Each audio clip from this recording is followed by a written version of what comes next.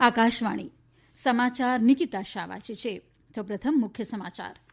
પ્રધાનમંત્રી નરેન્દ્ર મોદીએ ભૂતાનના પ્રધાનમંત્રી લોતે છેરિંગ સાથે સંયુક્ત રૂપે રૂપે કાર્ડના બીજા તબક્કાનો પ્રારંભ કરાવતા કહ્યું કે આનાથી બંને દેશોના સંબંધોને વેગ મળશે. પ્રધાનમંત્રી નરેન્દ્ર મોદીએ જમ્મુ કાશ્મીરમાં 4 આતંકવાદીઓ ઠાર મરાયા તે અંગે ઉચ્ચ સુરક્ષા અધિકારીઓ સાથે આજે સમીક્ષા બેઠક કરી. દેશભરમાં 50,000થી વધુ આયુષ્યમાન ભારત આરોગ્ય કેન્દ્રો કાર્યાન્વિત કરાયા છે. દેશના વિવિધ ભાગોમાં પરંપરાગત શ્રદ્ધા અને ઉલ્લાસ સાથે છઠ્ઠ પર્વની ઉજવણી કરાઈ. અને મહિલાઓની T20 વિશ્વકપ ક્રિકેટ સ્પર્ધા ફેબ્રુઆરી 2023 સુધી મુલતવી રખાઈ. સમાચાર વિગતવાર. પ્રધાનમંત્રી નરેન્દ્ર મોદી અને ભૂતાનના પ્રધાનમંત્રી લોતે છેરિંગે સંયુક્ત રૂપે વીડિયો કોન્ફરન્સિંગના માધ્યમથી રૂપે કાર્ડના બીજા તબક્કાનો આજે પ્રારંભ કરાવ્યો. ઉલ્લેખનીય છે કે ગયા વર્ષે ઓગસ્ટ મહિનામાં પ્રધાનમંત્રી મોદીએ ભૂતાનની મુલાકાત લીધી હતી ત્યારે રૂપે કાર્ડના પહેલા તબક્કાનો પ્રારંભ કરાવવામાં આવ્યો હતો. પ્રથમ તબક્કાના રૂપે કાર્ડના આરંભથી ભૂતાનની મુલાકાતે જનાર ભારતના પ્રવાસીઓને સમગ્ર ભૂતાનમાં એટીએમ અને પોઈન્ટ ઓફ સેલનો ઉપયોગ કરવાની સુવિધા મળવા લાગી છે. આજથી અમલમાં મુકાનાર રૂપે કાર્ડના બીજા તબક્કાથી ભૂતાનથી ભારત આવનાર અને કાર્ડધારક પર્યટકો ભારતમાં રૂપે નેટવર્કની સુવિધાઓનો ઉપયોગ કરી શકશે. આ પ્રસંગે શ્રી મોદીએ કહ્યું કે કોવિડના મુશ્કેલ સમયમાં ભારત ભૂટાનની સાથે છે. તેમણે કહ્યું કે ભૂટાનની જરૂરિયાતો પૂર્ણ કરવી ભારતની સર્વોચ્ચ પ્રાથમિકતાઓમાં આવે છે. તેમણે કહ્યું કે રૂપે કાર્ડના બીજા તબક્કાના પ્રારંભથી બંને દેશોના સંબંધોને વેગ મળશે. ભૂટાનના પ્રધાનમંત્રી લોતે છેરિંગે કોરોના રોગચાળા સામે શ્રી મોદીના નેતૃત્વને બિરદાવતા ભારત આ રોગચાળા બાદ મજબૂત બની ઉભરશે તેવી આશા વ્યક્ત કરી હતી. પ્રધાનમંત્રી નરેન્દ્ર મોદીએ જમ્મુ કાશ્મીરમાં 4 આતંકવાદીઓ ઠાર મરાયા તે અંગે ઉચ્ચ સુરક્ષા અધિકારીઓ સાથે આજે સમીક્ષા બેઠક કરી. સમીક્ષા બેઠકમાં ગૃહમંત્રી અમિત શાહ, રાષ્ટ્રીય સુરક્ષા સલાહકાર અજીત ડોભાલ, વિદેશ સચિવ અને ઉચ્ચ સ્તરીય સુરક્ષા અધિકારીઓ ઉપસ્થિત રહ્યા હતા. ટ્વીટ સંદેશમાં શ્રી મોદીએ કહ્યું કે સુરક્ષા દળોએ આતંકવાદીઓની મોટા હુમલાની યોજના નિષ્ફળ બનાવી છે.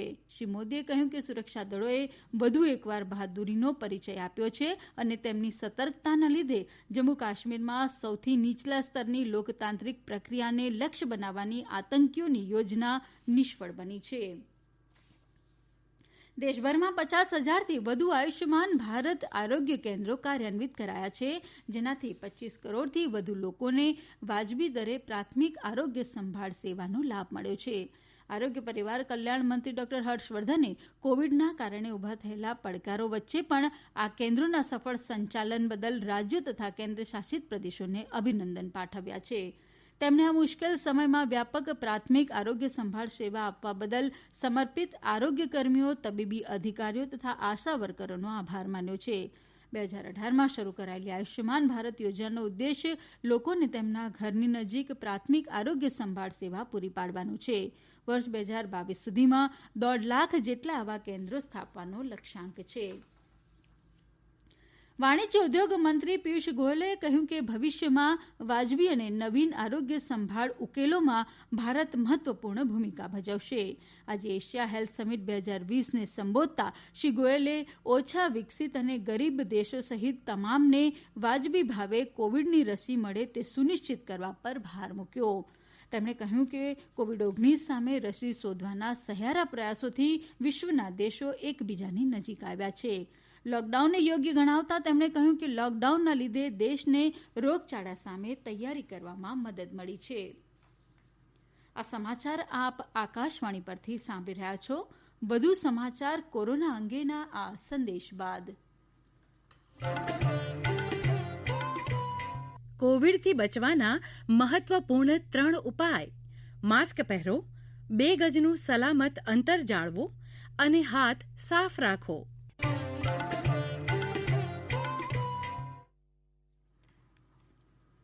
દેશના વિવિધ ભાગોમાં આજે પરંપરાગત શ્રદ્ધા અને ઉલ્લાસ સાથે છઠ પર્વની ઉજવણી કરાઈ. દેશના વિવિધ ભાગોમાં આજે છઠ પૂજા સૂર્યદેવ અને તેમની પત્ની ઉષાની આરાધના માટે ઉજવાય છે. આ પર્વ દરમિયાન લોકો પૃથ્વી પર જીવનને ટકાવી રાખવા ઉર્જા અને જીવન શક્તિના દેવ એવા સૂર્યદેવતાને ધન્યવાદ અર્પણ કરે છે. રાષ્ટ્રપતિ રામનાથ કોવિંદ, ઉપરાષ્ટ્રપતિ એમ વેંકૈયા નાયડુ અને પ્રધાનમંત્રી નરેન્દ્ર મોદીએ છઠ પર્વના અવસરે નાગરિકોને શુભેચ્છાઓ પાઠવી. ટ્વીટ સંદેશમાં શ્રી મોદીએ છઠ માતા સૌને પ્રસન્નતા, સમૃદ્ધિ અને જીવનશક્તિ આપે તેવી કામના કરી. દરમિયાન બિહારમાં ઉલ્લાસપૂર્વક છઠ પર્વની ઉજવણી કરાઈ. રાજ્યના વિવિધ સૂર્ય મંદિરોમાં વિશેષ સૂર્યપૂજા કરવામાં આવી. હરિયાણામાં કોવેક્સિન રસીના ત્રીજા તબક્કાનો પ્રારંભ થયો છે. આજે હરિયાણાના આરોગ્ય મંત્રી શ્રી અનિલ વિજ અને અંબાલા લશ્કરી છાવણીમાં કોવેક્સિનનો ટ્રાયલ ડોઝ આપવામાં આવ્યો છે. શ્રી વિજ રસીના ત્રીજા તબક્કાના ટ્રાયલ માટે રાજ્યના પ્રથમ વોલેન્ટિયર બન્યા છે.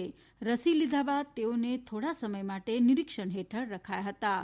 અગાઉ રસીનો ડોઝ આપતા પહેલા મંત્રીશ્રીના કેટલાક પરીક્ષણો કરાયા હતા.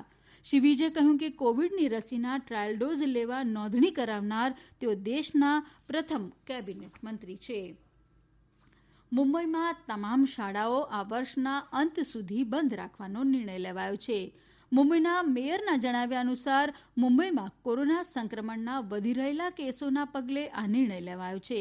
બીએમસી દ્વારા જાહેર કરાયેલા આદેશ મુજબ ઘણા રાજ્યો અને દેશોમાં કોરોનાની બીજી લહેર ચાલી રહી છે, ત્યારે ચેપને ફેલાતો અટકાવવા આગામી 4 થી 6 અઠવાડિયા મહત્વપૂર્ણ છે. શિક્ષણ અધિકારીએ જણાવ્યું કે આ સ્થિતિમાં સાવચેત રહેવું જરૂરી હોઈ તમામ જાહેર તથા ખાનગી શાળાઓ 31 ડિસેમ્બર સુધી બંધ રાખવાનો નિર્ણય લેવાયો છે.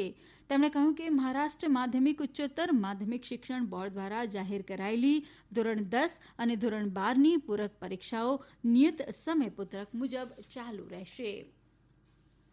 ગુજરાતના અમદાવાદ શહેરમાં આજે રાતના 9 વાગ્યાથી 57 કલાકના કરફ્યુનો અમલ શરૂ થશે. આજ રાતથી શરૂ થતો કરફ્યુ સોમવારે સવારે 6 વાગ્યા સુધી લાગુ રહેશે. અમારા અમદાવાદના સંવાદદાતાના જણાવ્યા મુજબ તાજેતરમાં કોરોના સંક્રમણમાં થયેલા વધારાના પગલે આ નિર્ણય લેવાયો છે. કરફ્યુ દરમિયાન દૂધ, દવા સહિત આવશ્યક સેવાઓ ખુલ્લી રહેશે, પરંતુ સિટી બસ, ટેક્સી, રિક્ષા સેવાઓ બંધ રહેશે. જોકે હવાઈ કે રેલ યાત્રીઓને યોગ્ય દસ્તાવેજ સાથે છૂટછાટ અપાશે. અમને હમણાં મળતા સમાચાર પ્રમાણે સુરત, વડોદરા અને રાજકોટમાં આવતીકાલથી રાત્રિ કરફ્યુનો અમલ શરૂ કરાશે. નાયબ મુખ્યમંત્રી નીતિનભાઈ પટેલે આ જાહેરાત કરતા કહ્યું કે કરફ્યુનો સમય રાત્રે 9 વાગ્યાથી સવારે 6 વાગ્યા સુધીનો રહેશે. દરમિયાન રાજ્યના મુખ્યમંત્રી વિજય રૂપાણીએ રાજ્યમાં ફરીથી લોકડાઉનની શક્યતાઓને નકારી કાઢી છે. તેમણે કહ્યું કે સાવચેતીના પગલા રૂપે આ કરફ્યુ લગાવાયો છે. લોકોએ ગભરાવાની જરૂર નથી. આંતરરાષ્ટ્રીય ક્રિકેટ સમિતિએ દક્ષિણ આફ્રિકામાં રમાનારી મહિલાઓની T20 વિશ્વકપ ક્રિકેટ સ્પર્ધા ફેબ્રુઆરી 2023 સુધી મુલતવી રાખી છે. અગાઉ આ સ્પર્ધા નવેમ્બર 2022માં રમાવાની હતી, જે હવે 9 થી 26 ફેબ્રુઆરી 2023માં યોજાશે. ઉલ્લેખનીય છે કે કોવિડની પરિસ્થિતિને ધ્યાનમાં લઈ આંતરરાષ્ટ્રીય ક્રિકેટ સમિતિએ ન્યૂઝીલેન્ડમાં વર્ષ 2021માં યોજાનારી 50 ઓવરની મહિલાઓ માટેની વિશ્વકપ ક્રિકેટ સ્પર્ધા મુલતવી રાખીને 2022માં યોજવાનો નિર્ણય લીધો છે. રાફેલ નડાલે ATP world tour final tennis ટુર્નામેન્ટની સેમીફાઇનલમાં પ્રવેશ કર્યો છે. નડાલે ગત વર્ષના ચેમ્પિયન સ્ટેફાનોસ સિત્સિપાસને 6-4, 4-6, 6-2થી હરાવી સેમીફાઇનલમાં પ્રવેશ કર્યો છે. સેમીફાઇનલમાં નડાલનો મુકાબલો રશિયાના મેદવેદેવ સાથે થશે. અન્ય મુકાબલામાં નોવાક જોકોવિચ આજે એલેક્ઝાન્ડર જેવરેવ સામે રમશે, જેના વિજેતા થનાર બીજી સેમીફાઇનલમાં ડોમિનિક થિયમ સાથે મુકાબલો કરશે. પૂર્વોત્તર ક્ષેત્ર વિકાસ રાજ્યમંત્રી ડોક્ટર જીતેન્દ્રસિંહે કહ્યું કે પ્રધાનમંત્રી નરેન્દ્ર મોદીએ પૂર્વોત્તર ક્ષેત્રના વિકાસ પર વિશેષ ભાર આપવાની સાથે એક્ટ ઇસ્ટ નીતિમાં પૂર્વને પ્રાધાન્યની નીતિ પણ ફરીથી લાગુ કરી છે. ડોક્ટર સિંહે ભારતમાં ફ્રાન્સના રાજદૂત એમેન્યુઅલ લેનિન સાથે મુલાકાત કરી ઉત્તર પૂર્વ રાજ્યોમાં સંયુક્ત ઉદ્યોગ પરિયોજનાઓ અંગે ચર્ચાઓ કરી હતી. ફ્રાન્સના રાજદૂતે ઉત્તર પૂર્વ રાજ્યોમાં વિભિન્ન ક્ષેત્રોમાં સહયોગ દ્વારા વિકાસના નવા અવસરની તકો શોધવાની ઈચ્છા વ્યક્ત કરી હતી.